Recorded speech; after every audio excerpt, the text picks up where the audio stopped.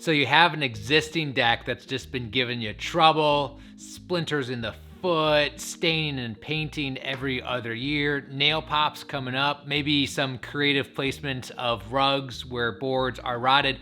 Can you demo your deck to save some money? Absolutely. Let's talk more about that.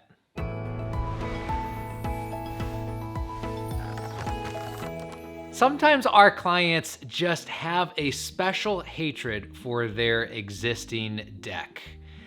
We get asked if they can demo their deck to save a few bucks and knock out some frustration on their deck with a sledgehammer or saw. Absolutely. We love to come up with game plans that work for our clients. And if that means saving a few dollars and demoing your own deck, absolutely, by all means, let's talk about that. Let's make it happen for your project. The average savings to demo your own deck ranges wildly depending on the size of the deck and the height of the deck.